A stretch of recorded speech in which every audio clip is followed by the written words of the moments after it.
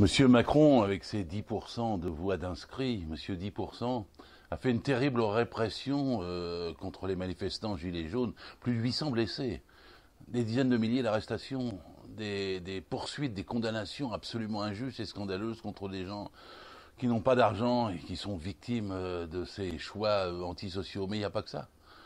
Chaque année, il y a 550 accidents mortels au travail. Il y a 700 suicides liés au travail.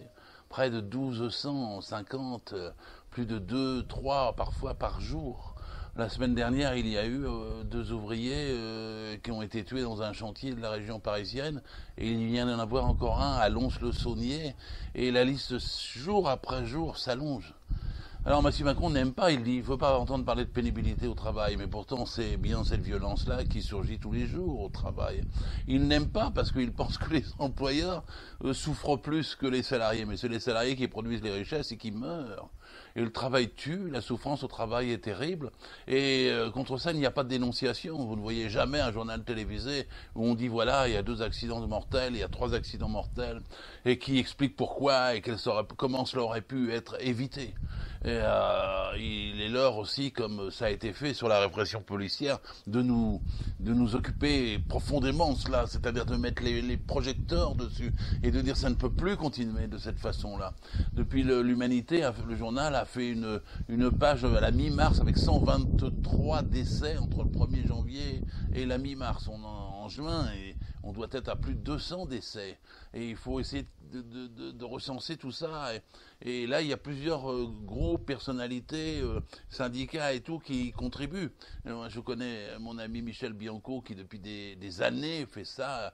Parce que son fils s'est tué à l'âge de 36 ans en tombant du 6e étage. Et il est dans le sud de la France, à Venelle.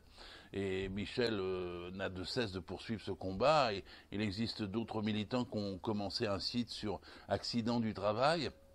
Pour ma part, j'ai toujours voulu qu'il y ait un recensement de ces accidents et une mise à jour qui soit la plus publique, la plus massive possible. On peut coordonner tous ces efforts.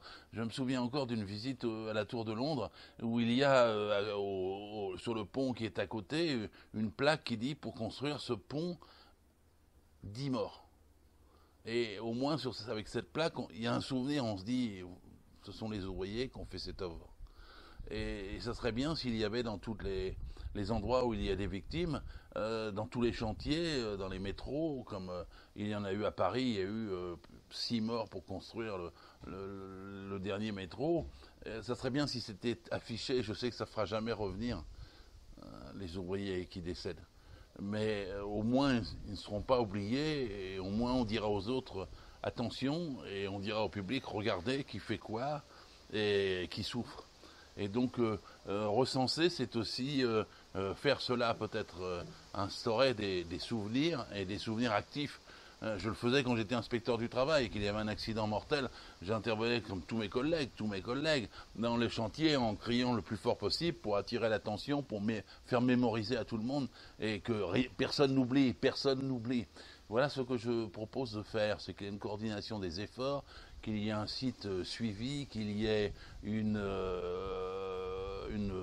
un développement dans les réseaux sociaux pour que plus jamais on oublie chacune des victimes du travail, pour que jamais on laisse Macron pouvoir dire qu'il n'y a pas de pénibilité et que seuls les employeurs souffrent, pour que jamais les médias ne puissent faire silence, parce qu'ils font silence. Bien sûr, délibérément là-dessus, parce que sinon, ils en parleraient plus souvent. Pour lever ce silence, pour l'honneur, pour la mémoire, pour la mise en avant du courage des salariés, c'est eux qui font tout dans ce pays, qui produisent toutes les richesses et qui n'en reçoivent pas la part qu'ils méritent. Eh bien, pour les salariés, pour le salariat, pour les victimes, pour les ouvriers, pour tous ceux qui sont poussés au burn-out, au suicide, à la dépression, parce qu'il y a trop de souffrance au travail, il faudrait un travail de ce type et je crois qu'on doit pouvoir coordonner les efforts de tous les volontaires pour y parvenir.